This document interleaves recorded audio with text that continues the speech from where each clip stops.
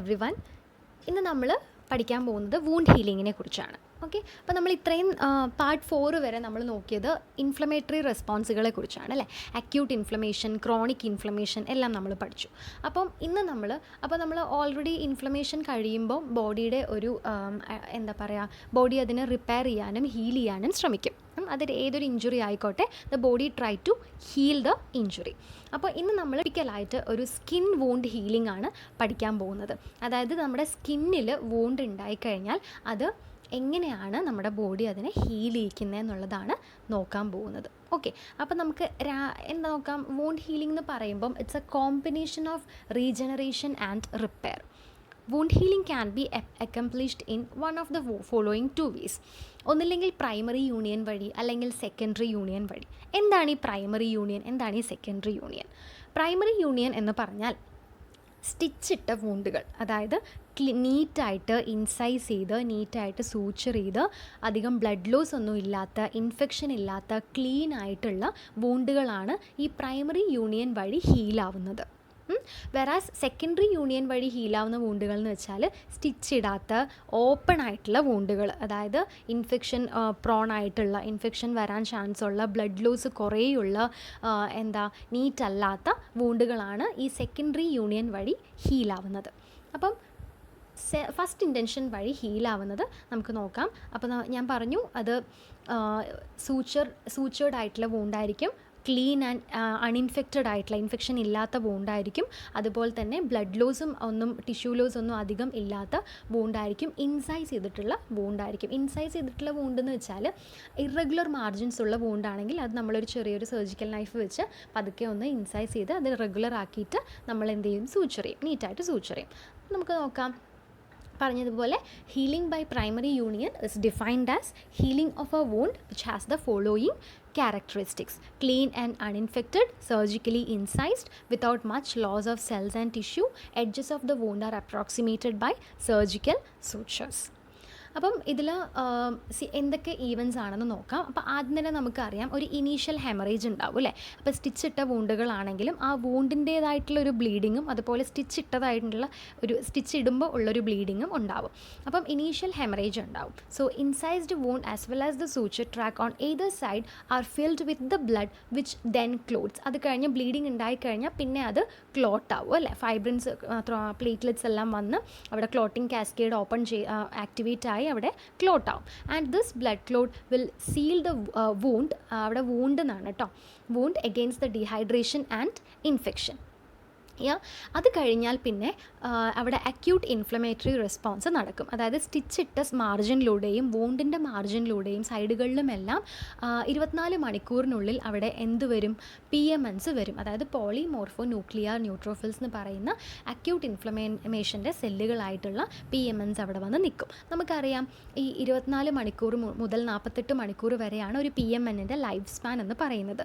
അപ്പം ഈ ഒരു 48 മണിക്കൂർ കഴിയുമ്പോഴേക്കും അവിടെ, അതായത് കൃത്യമായിട്ട് പറഞ്ഞാൽ 3-ാമത്തെ ദിവസം ആകുമ്പോഴേക്കും this polymorph will be replaced by the macrophages. കാരണം മാക്രോഫേജുകൾക്ക് അവിടെ കുറേ അധികം ലൈഫ് സ്പാൻ ഉണ്ട് അല്ലേ.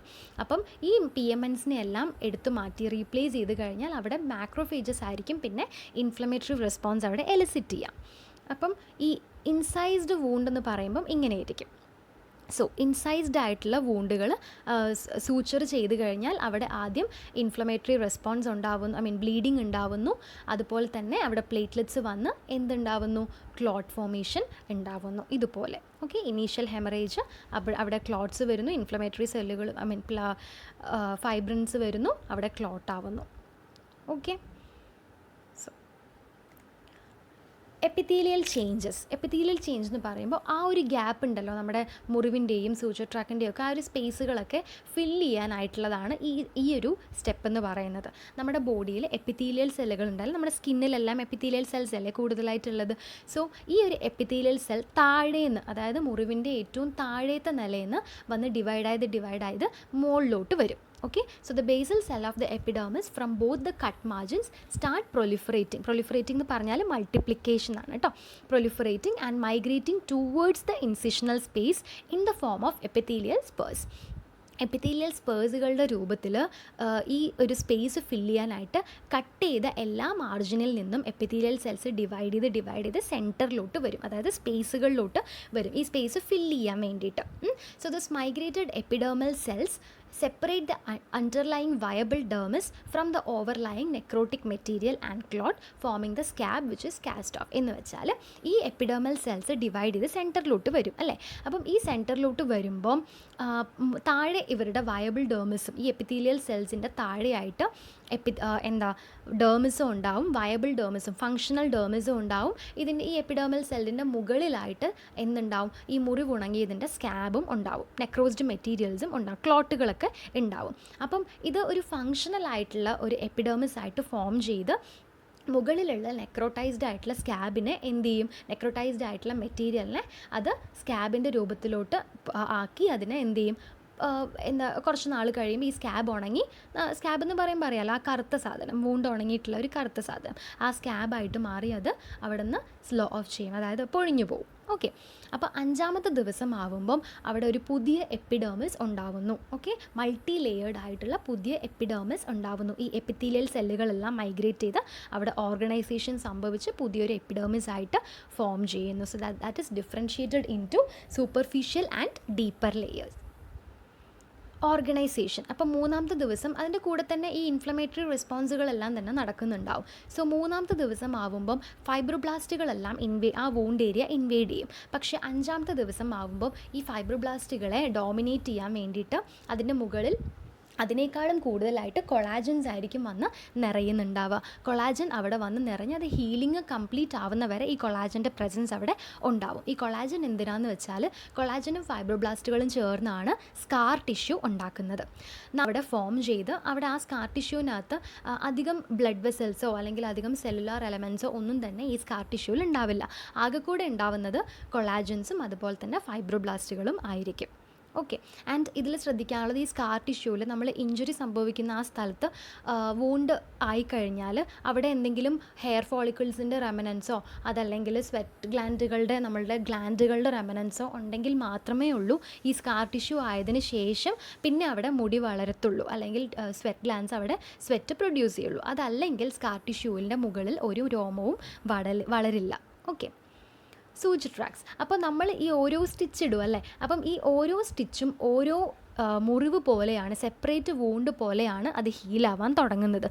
So that is actually the wound is healed by the same phenomena as in the healing of primary wound. നമ്മൾ ഇത്രയും നേരം പറഞ്ഞ അതേ സ്റ്റെപ്പുകളായിരിക്കും ഓരോ സ്റ്റിച്ചിലും അവർ റിപ്പീറ്റ് ചെയ്യുന്നുണ്ടാവുക ഹീൽ ചെയ്യാൻ വേണ്ടിയിട്ട്. 7-ാമത്തെ ദിവസം ആകുമ്പോൾ സ്റ്റിച്ച് നമ്മൾ എടുത്ത് കളയും. അപ്പോൾ സൂച്ചർ 7-ാമത്തെ ദിവസം എടുത്ത് കളയുമ്പം സാധാരണ രീതിയിൽ സൂച്ചർ ട്രാക്സ് എല്ലാം അവിടെ അബ്സോർബ് ചെയ്ത് പോയിട്ടുണ്ടാവും. അതായത് എപ്പിത്തീലിയൽ ടിഷ്യൂ, അവിടെ നിൽക്കുന്ന എപ്പിത്തീലിയൽ ടിഷ്യൂസ് എല്ലാം അബ്സോർബ് ചെയ്ത് അതിന് വലിച്ചെടുത്ത് പോയിട്ടുണ്ടാവും. അവിടെ പ്രത്യേകിച്ച് നമുക്ക് നീറ്റായിട്ട് തന്നെയായിരിക്കും കാണുന്നുണ്ടാവുക. സോ പ്രൈമറി യൂണിയനിൽ ഹീലാവുന്ന വൂണ്ടുകളെല്ലാം അങ്ങനെ ഉണ്ടാവുന്ന സ്കാറുകൾ വളരെ നീറ്റായിരിക്കും. Why? Because of close apposition of the margins of the wound and the use of adhesive tapes avoid the removal of the stitches. അങ്ങനെ നമുക്ക് സ്റ്റിച്ച് വേണ്ടാന്നുണ്ടെങ്കിൽ നമുക്ക് അഡസീവ് ടേപ്പ് വെച്ചിട്ടോ അല്ലെങ്കിൽ ഇപ്പം നമുക്ക് കാണുന്ന ബയോഡിഗ്രേഡബിൾ സൂച്ചേഴ്സ് വെച്ചിട്ടോ നമുക്ക് ഇത് ചെയ്ത് കഴിഞ്ഞാൽ നമുക്ക് സ്റ്റിച്ച് ആബ്സസ് പോലുള്ള കോംപ്ലിക്കേഷൻസ് എല്ലാം ഒഴിവാക്കാൻ പറ്റും. അപ്പം അതാണ് നമ്മൾ ഇത്രയും കാര്യങ്ങളാണ് വെച്ച് അല്ലെങ്കിൽ പ്രൈമറി യൂണിയൻ വെച്ച് നമ്മൾ വൂണ്ട് ഹീലിംഗ് പഠിച്ചത്. So next secondary union. Secondary union എന്ന് പറയുമ്പോൾ it is defined as healing of wound having following characteristics like ഇതിൻ്റെ നേരെ, അതായത് ഫസ്റ്റ് പ്രൈമറി യൂണിയൻ്റെ നേരെ ഓപ്പോസിറ്റാണ് secondary. Open with a large tissue defect at times infected, അതായത് ഇൻഫെക്ഷൻസ് ഉണ്ടാവാം, ഓപ്പൺ വൂണ്ടായിരിക്കും, സൂച്ചർ ചെയ്യാത്ത വൂണ്ടാണ്. Having extensive loss of cells and blood, നല്ലപോലെ ബ്ലഡ് ലോസ് ഉണ്ടാവും, ടിഷ്യൂ ലോസ് ഉണ്ടാവും. And wound is not approximated by surgical sutures but is left open വൂണ്ടായിരിക്കും. So the healing by second intention is very slow and results in a large, at times ugly scar as compared to rapid healing and neat scar of primary union. നമ്മൾ primary യൂണിയനിൽ ചെയ്ത പോലെ ഒരു എന്താ റാപ്പിഡായിട്ടുള്ള ഹീലിങ്ങോ അല്ലെങ്കിൽ നല്ല നീറ്റായിട്ടുള്ള സ്കാറോ ഒന്നും തന്നെ നമ്മൾ സെക്കൻഡറി യൂണിയനിൽ ഉണ്ടാവില്ല. കാരണം ഓപ്പൺ വൂണ്ട് ആയതുകൊണ്ടും ഇൻഫെക്ഷൻസ് ഉള്ളതുകൊണ്ടും അതുപോലെ ബ്ലഡ് ലോസ് ഉള്ളതുകൊണ്ടും വളരെ സ്ലോ ഹീലിംഗ് ആയിരിക്കും ആൻഡ് അഗ്ലി സ്കാർ ആയിരിക്കും. കാരണം ഇൻസൈസ് ചെയ്യാത്ത വൂണ്ടല്ലേ, ഇറഗുലർലി മാർജിൻഡ് ആയിട്ടുള്ള വൂണ്ടായിരിക്കും. അപ്പം അഗ്ലി സ്കാർ ആയിരിക്കും ഈ സെക്കൻഡറി യൂണിയൻ വെച്ച് നമുക്കുണ്ടാവുന്ന സ്കാർ. ഇതുപോലെ ഓപ്പൺ വൂണ്ട് എന്ന് പറയുമ്പം ഇതുപോലെ അഗ്ലി ആയിട്ട് ഒരുപാട് ബ്ലഡ് ലോസ് ഉള്ള ടിഷ്യൂ ലോസ് ഉള്ള ഒരു വൂണ്ടാണ്, ഓപ്പൺ വൂണ്ടാണ് സെക്കൻഡറി യൂണിയനിൽ ഹീലാവുന്നത്, ഇൻസൈസ് ചെയ്യാത്ത വൂണ്ട്. സെയിം ഈ ഓൾമോസ്റ്റ് ഒരു സിമിലർ എന്താ ഹീലിംഗ് പാറ്റേൺ ആണ്, പക്ഷേ സ്ലോ ആണെന്ന് മാത്രം, ഒരു ചെറിയൊരു വ്യത്യാസവും ഉണ്ട്. അപ്പം ആദ്യത്തെ ഈവൻസ് എല്ലാം സെയിം ആയിരിക്കും. ഇനീഷ്യൽ ഹെമറേജ് ഉണ്ടാവും, ഇൻഫ്ലമേറ്ററി റെസ്പോൺസ് ഉണ്ടാവും, ഇവിടെ മാക്രോഫേജസ് ആണ് പ്രിഡോമിനേറ്റ് ചെയ്യുക. അതിൻ്റെ കൂട്ടത്തിൽ തന്നെ നിങ്ങൾക്ക് കാണുമ്പോൾ അറിയാം ഒരു ഡിഫറൻസ്, നിയോ വാസ്കുലറൈസേഷൻ ഉണ്ടാവും, പുതിയ പുതിയ ബ്ലഡ് വെസൽസ് എല്ലാം അവിടെ ഫോം ചെയ്യുന്നുണ്ടാവും. അതുപോലെ ഫൈബ്രസ് ടിഷ്യൂവും ഒരുപാട് അവിടെ ഉണ്ടാവും, അതായത് ഫൈബ്രോ ബ്ലാസ്റ്റുകൾ അവിടെ കുറേ ഉണ്ടാവും. എപ്പിത്തീലിയൽ ചേഞ്ചസ്, ഇവിടെയാണ് നമ്മൾ പ്രൈമറി യൂണിയനിലും സെക്കൻഡറി യൂണിയനിലും തമ്മിലുള്ളൊരു വ്യത്യാസം ഇവിടെ വരുന്നത്. ആസ് യൂഷ്വൽ എപ്പിത്തീലിയൽ സെല്ല് എല്ലാ മാർജിനിൽ നിന്നും, അതായത് എവിടെയൊക്കെ കട്ടായിട്ടുണ്ടോ അവിടെയുള്ള മാർജിനിൽ നിന്നെല്ലാം എപ്പിത്തീലിയൽ സെല്ലുകൾ, എപ്പിഡേർമൽ സെൽസ് മൈഗ്രേറ്റ് ചെയ്ത് ഈ വൂണ്ടിനെ ക്ലോസ് ചെയ്യാൻ വേണ്ടിയിട്ട് സെൻറ്ററിലോട്ട് വരുന്നുണ്ടാവും. പക്ഷേ ഈ സെൻറ്ററിലോട്ട് വരുമ്പം ആ മിഷൻ അവിടെ വെച്ച് ചെറുതായിട്ടൊന്ന് പാളിപ്പോവും. കാരണം എപ്പിത്തീലിയൽ സെല്ലുകൾ സെൻറ്ററിലോട്ട് എത്തുമ്പോഴേക്കും, വൂണ്ട് ക്ലോസ് ആവുമ്പോഴേക്കും, ക്ലോസ് ആക്കാൻ വേണ്ടി നോക്കുമ്പോഴേക്കും താഴേന്ന് വേറൊരാൾ വരും. അതാണ് ഗ്രാനുലേഷൻ ടിഷ്യൂ. ഞാൻ പറഞ്ഞു ഫൈബ്രോബ്ലാസ്റ്റുകൾ വളരെ റിച്ച് ആയിരിക്കുന്നത്. ഈ ഫൈബ്രോബ്ലാസ്റ്റുകളും അതുപോലെ തന്നെ അവിടെ ന്യൂ വാസ്കുലറൈസേഷൻ ഉണ്ടാവുന്നുണ്ട് അല്ലേ, അതായത് പുതിയ പുതിയ ബ്ലഡ് വെസൽസ് എല്ലാം അവിടെ ഉണ്ടാവുന്നുണ്ട്. ഈ പുതിയ ബ്ലഡ് വെസൽസ് ഉണ്ടാവുന്നത് കൊണ്ടും ഫൈബ്രോബ്ലാസ്റ്റുകൾ കൊണ്ടും ഈ ഫൈബ്രോബ്ലാസ്റ്റുകൾ അവിടെ പ്രൊലിഫറേറ്റ് ചെയ്യുന്നത് കൊണ്ടും അവിടെ ഗ്രാനുലേഷൻ ടിഷ്യൂ എന്ന് പറയുന്ന ഒരു സ്പെസിഫിക് ടൈപ്പ് ഓഫ് ടിഷ്യൂ അവിടെ ഉണ്ടാവുന്നു. ഈ ഗ്രാനുലേഷൻ ടിഷ്യൂ എന്ന് പറഞ്ഞാൽ വേറൊന്നുമല്ല, ഗ്രാന്യൂൾസ് പോലെ കുറച്ച് എലോങ്ങേറ്റഡ് ആയിട്ടുള്ള സെല്ലുകളായിരിക്കും ഗ്രാനുലേഷൻ ടിഷ്യൂ എന്ന് പറയുന്നത്. അപ്പോൾ ഈ ഗ്രാനുലേഷൻ ടിഷ്യൂ ആണ് താഴെ നിന്ന് മുകളിലോട്ട് വന്ന് ഫില്ലാവുന്നത്. അപ്പം ഈ എപ്പിത്തീലിയൽ സെല്ല് ഫില്ലാവുന്ന ഗ്യാപ്പ് വെച്ച് അതിനേക്കാളും റാപ്പിഡായിട്ട് ഗ്രാനുലേഷൻ ടിഷ്യൂ താഴേന്ന് മുകളിലോട്ട് വന്ന് ആ ഗ്യാപ്പ് ഫില്ല് ചെയ്യും. അങ്ങനെ ഈ എപ്പിത്തീലിയൽ സെൽസിന് പകരമാണ് ഗ്രാനുലേഷൻ ടിഷ്യൂ ഇവിടെ വന്ന് നിൽക്കുന്നത്. ഓക്കെ, പക്ഷേ അതേ സമയം കൊണ്ട് ഗ്രാനുലേഷൻ ടിഷ്യൂ അവിടെ കവർ ആവുമ്പോഴേക്കും ഈ എപ്പിഡേർമിസ്, ജനറേറ്റ് ആയിട്ടുള്ള എപ്പിഡേർമിസ് അവിടെ സ്ട്രാറ്റിഫൈ ചെയ്ത് കെരാറ്റിനൈസ് ചെയ്യും, അതായത് ഹാർഡായി പോവും. ഓക്കെ, അപ്പം ഈ നമ്മൾ പ്രൈമറി യൂണിയനിൽ അവിടെ എപ്പിഡേർമൽ സെല്ലുകളാണ് വയബിൾ ഡെർമിസിനെയും നെക്രോട്ടൈസ്ഡ് മെറ്റീരിയൽസ് ആയിട്ടുള്ള ക്ലോട്ടുകളെയൊക്കെ സെപ്പറേറ്റ് ചെയ്യുന്നത്. ഇവിടെ പക്ഷേ ആരാ സെപ്പറേറ്റ് ചെയ്യുന്നത്? വയബിൾ ഡെർമിസിനെയും നെക്രോട്ടൈസ്ഡ് മെറ്റീരിയൽസിനെയും സെപ്പറേറ്റ് ചെയ്യുന്നത് ആരാണ്? ഗ്രാനുലേഷൻ ടിഷ്യൂ ആണ് സെപ്പറേറ്റ് ചെയ്യുന്നത്. ആ ഒരു വ്യത്യാസമാണ് ഇവിടെ മെയിനായിട്ട് ഉള്ളത്. ഓക്കെ, സോ ഗ്രാനുലേഷൻ ടിഷ്യൂ എന്ന് പറയുമ്പോൾ the main bulk of the secondary healing is by granulations. So ഞാൻ ഓൾറെഡി പറഞ്ഞു, it is formed by the proliferation of fibroblast and neovascularisation and the newly formed granulation tissue is deep red, granular and very fragile, അതായത് പെട്ടെന്ന് പൊട്ടിപ്പോകുന്നു, വലിയ ബലമില്ലാത്തത്. And the scar on maturation become pale and white due to increase in the collagen and decrease in the vascularity. Blood vessels കുറവാവുന്നത് കൊണ്ടും കൊളാജൻസ് കൂടുന്നത് കൊണ്ടും പുതിയതായിട്ട് ഉണ്ടായിരിക്കുന്ന സ്കാറ് കുറച്ച് വിളർത്തതായിരിക്കും, അധികം എന്താ പറയുക, കുറച്ച് വൈറ്റിഷ് ആയിരിക്കും. വൂണ്ട് കോൺട്രാക്ഷൻ, അപ്പം ഇവിടെ ഗ്രാനുലേഷൻ ടിഷ്യൂ ആണ് ഇവിടെ മുറിവ് ഉണക്കുന്നത്. അപ്പോൾ അങ്ങനെ ഗ്രാനുലേഷൻ ടിഷ്യൂവിൻ്റെ കൂടെ പുതിയൊരു ടൈപ്പ് ഓഫ് സെല്ലും കൂടെ അവിടെ വരും. അതിനെയാണ് നമ്മൾ മയോ ഫൈബ്രോബ്ലാസ്റ്റ് എന്ന് പറയുന്നത്. ഈ മയോ ഫൈബ്രോബ്ലാസ്റ്റ് എന്ന് പറഞ്ഞാൽ ഫൈബ്രോബ്ലാസ്റ്റുകളുടെയും അതുപോലെ മസിൽ സെല്ലുകളുടെയും, അതായത് മയോസൈറ്റുകളുടെയും മിക്സ്ഡ് ഫീച്ചേഴ്സ് ഉള്ള സെല്ലാണ് ഈ മയോ ഫൈബ്രോബ്ലാസ്റ്റ് എന്ന് പറയുന്നത്. ഈ മയോ ഫൈബ്രോബ്ലാസ്റ്റ് ഗ്രാനുലേഷൻ ടിഷ്യൂവിൻ്റെ അവിടെ വന്ന് ആക്ട് ചെയ്യും. അങ്ങനെ ഗ്രാനുലേഷൻ ടിഷ്യൂവിൽ വന്ന് ആക്ട് ചെയ്യുമ്പം വൂണ്ട് 4/1 അല്ലെങ്കിൽ 3/1 ചുരുങ്ങും. ഓക്കെ, അതാണ് വൂണ്ട് കോൺട്രാക്ഷൻ എന്ന് പറയുന്നത്. And it is a very important feature of secondary healing. Presence of infection നമ്മൾ പറഞ്ഞല്ലോ, അതൊരു ഓപ്പൺ വൂണ്ട് ആയിരിക്കും. അപ്പോൾ ബാക്ടീരിയൽ കണ്ടാമിനേഷനുള്ള ചാൻസ് ഉണ്ട്. സോ അതുകൊണ്ട് തന്നെ the wound healing will be delayed. Okay, because the bacterial toxins will provoke the necrosis and suppuration and thrombosis. Suppuration എന്ന് പറഞ്ഞാൽ അവിടെ പസ് ഉണ്ടായിട്ട് അവിടെ ആബ്സസ് ക്യാവിറ്റി പോലെ ഉണ്ടാവുക.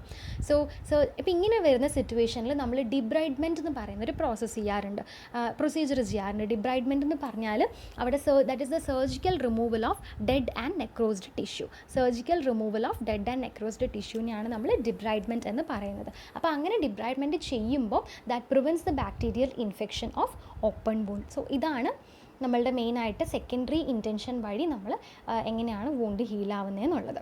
ഓക്കെ, അപ്പോൾ കോമൺ ആയിട്ട് പ്രൈമറിയിലും സെക്കൻഡറിയിലും കുറച്ച് കോംപ്ലിക്കേഷൻസ് ഒക്കെ വരാം. അതാണ് ഇൻഫെക്ഷൻ, അതായത് ബാക്ടീരിയൽ ഇൻഫെക്ഷൻ. ഇത് കൂടുതലായിട്ട് സെക്കൻഡറി യൂണിയനിലാണ് ഉള്ളത്. Implantation or എപ്പിഡേർമൽ cyst. Implantation or എപ്പിഡേർമൽ cyst എന്ന് പറയുമ്പോൾ നമ്മൾ സൂച്ചർ ട്രാക്കിൽ തന്നെ എപ്പിഡേർമൽ സെല്ലുകൾ വന്ന് നിൽക്കും. ഈ എപ്പിഡേർമൽ സെൽസ് അവിടെ നിന്ന് കുറച്ച് എക്സസ് ആയിട്ട് ഡിവൈഡ് ആയിട്ട് കുറച്ച് പൊങ്ങി നിൽക്കും. അപ്പം അതാണ് എപ്പിഡേർമൽ സിസ്റ്റ് എന്ന് പറയുന്നത്. പിഗ്മെൻറ്റേഷൻ ഉണ്ടാവും. പിഗ്മെൻറ്റേഷൻ എന്ന് പറഞ്ഞാൽ അവിടെ ഹീമോസിഡർ എന്ന് പറയുന്ന ഒരു പ്രോട്ടീൻ ആ വൂണ്ട് ഹീലിങ്ങിൻ്റെ സ്ഥലത്ത് വന്ന് അക്യുമുലേറ്റ് ചെയ്യും. അപ്പോൾ അതുകൊണ്ടും പിന്നെ അവിടെ നിൽക്കുന്ന മെലാനിൻ്റെ ഓവർ പ്രൊഡക്ഷൻ കൊണ്ടും അവിടെ ചെറിയൊരു കറുത്ത കളർ അല്ലെങ്കിൽ ബ്രൗണിഷ് കളർ അവിടെ ഉണ്ടാവാറുണ്ട്. ആൻഡ് ഡെഫിഷ്യൻ സ്കാർ ഫോർമേഷൻ, ഇതെന്തുകൊണ്ടാണെന്ന് വെച്ചാൽ ഗ്രാനുലേഷൻ ടിഷ്യൂ അവിടെ പ്രോപ്പറായിട്ട് ഉണ്ടാവാത്തതുകൊണ്ടാണ്. And incisional hernia and dehiscence, ഇതെങ്ങനെയാണെന്ന് വെച്ചാൽ നമ്മളൊരു സൂച്ചർ ഇട്ടിരിക്കുന്ന, ഇത് മെയിനായിട്ടൊരു ലാപ്രോട്ടോമി സർജറി അല്ലെങ്കിൽ കീഹോൾ സർജറീസിലാണ് ഇങ്ങനൊരു സംഭവം വരാറുള്ളത്. ആൻഡ് വേറെ വൂണ്ടുകളിലും സംഭവിക്കാറുണ്ട്. എങ്ങനെയാണെന്ന് വെച്ചാൽ ഇത് സ്റ്റിച്ചിട്ട വൂണ്ടാണെങ്കിൽ, അപ്പം ഈ പടത്തിൽ കാണിച്ചിരിക്കുന്ന പോലെ സ്റ്റിച്ചിട്ട ഒരു വൂണ്ടാണെങ്കിൽ ആ സ്റ്റിച്ച് വളരെ വീക്കാണെങ്കിൽ ആൻഡ് അവിടെ ഫോം ചെയ്തിട്ടുള്ള സ്കാർ വളരെ വീക്കാണെങ്കിൽ എന്ത് ചെയ്യുന്നു വെച്ചാൽ അവിടെ there is a chance of bursting of wound, അതായത് വൂണ്ട് അവിടെ പൊട്ടിയിട്ട് അകത്തുള്ള സാധനങ്ങൾ പുറത്തോട്ട് വരാനുള്ള ചാൻസ് ഉണ്ട്. അപ്പോൾ അങ്ങനെ ബേസ്റ്റിങ്ങിനെയാണ് നമ്മൾ ഡെഹിസൻസ് എന്ന് പറയുന്നത്. വെറാസ് ആ വൂണ്ട്, അതായത് ആ ഒരു സ്റ്റിച്ചുകൾ പൊട്ടാതെ അകത്തുനിന്നുള്ള സാധനങ്ങൾ മുഴച്ചു വരുവാണെങ്കിൽ അതിന് നമ്മൾ ഇൻസിഷണൽ ഹേർണിയ എന്ന് പറയും. And next is hypertrophied scar and keloid formation. Hypertrophied scar എന്ന് പറഞ്ഞാൽ അവിടെ ആ സ്കാറിൻ്റെ അവിടെ വന്ന് ഈ എക്സസീവായിട്ട് അവിടെ ഈ ഗ്രാനുലേഷൻ ടിഷ്യൂ അവിടെ വല്ലാതെ വളരും. അപ്പോൾ ആൻഡ് എപ്പിത്തീലിയൽ സെൽസും അവിടെ വല്ലാതെ വളരും. അങ്ങനെ സെൽ ഡിവിഷൻ എക്സസ് ആകുമ്പോൾ അവിടെ ഹൈപ്പർട്രോഫീഡ് സ്കാറായിട്ട് മാറും. ഈ ഹൈപ്പർട്രോഫീഡ് സ്കാർ മെയിനായിട്ട് മാർജിൻസിൽ മാത്രമാണ് ഈ സ്കാർ ടിഷ്യൂ വല്ലാതെ ഹൈപ്പർട്രോഫീഡ് ആവുക. കീലോയിഡ് ഫോർമേഷൻ എന്ന് പറഞ്ഞാൽ ആ വൂണ്ട് മൊത്തം, അതായത് ഇഞ്ചേർഡ് ആയിട്ടുള്ള ആ സ്കാർ മുഴുവൻ ഒരു ട്യൂമർ പോലെ പുറത്തോട്ട് അഗ്ലി ആയിട്ട് പ്രൊട്രൂഡ് ചെയ്ത് മുഴച്ചു നിൽക്കും. അതാണ് കീലോയിഡ് ഫോർമേഷൻ എന്ന് പറയുന്നത്. ആൻഡ് എക്സസീവ് കോൺട്രാക്ഷൻ, വല്ലാതെ വൂണ്ട് കോൺട്രാക്റ്റ് ആവുകയാണെങ്കിൽ, അതായത് പതിവിലും ഇപ്പോൾ നമ്മൾ 4-1 3-1 അല്ലാതെ വല്ലാതെ അങ്ങോട്ട് ചുരുങ്ങുകയാണെങ്കിൽ അത് പാൽമാർ കോൺട്രാക്ചർ പോലുള്ള കോംപ്ലിക്കേഷൻസ് വരുത്താറുണ്ട്. അത് നമ്മൾ നെക്സ്റ്റ് സ്ലൈഡിൽ കാണിച്ചു തരുന്നുണ്ട്. ആൻഡ് നിയോപ്ലാസിയ, വളരെ റെയറായിട്ട് ചില വൂണ്ടുകൾ, വലിയ ചില വൂണ്ടുകൾ ക്യാൻസറസ് ആയിട്ടുള്ള സെല്ലുകളായിട്ട് മാറാറും ഉണ്ട്. അത് ഇൻഫ്ലമേറ്ററി റെസ്പോൺസ് കൊണ്ടാണ്. സോ ഇതാണ് ഇൻസിഷണൽ ഹേർണിയ ആൻഡ് ഇതാണ് പാൽമാർ കോൺട്രാക്ചർ. പാൽമാർ കോൺട്രാക്ചറിൻ്റെ വേറൊരു പേരാണ് ഡ്യുപുയിട്രൈൻസ് കോൺട്രാക്ചർ എന്ന് പറയുന്നത്. ഓക്കെ, സോ ഇത്രയുമാണ് നമ്മൾ വൂണ്ട് ഹീലിങ്ങിൽ പഠിച്ചിട്ടുള്ളത്. Okay, so thank you so much.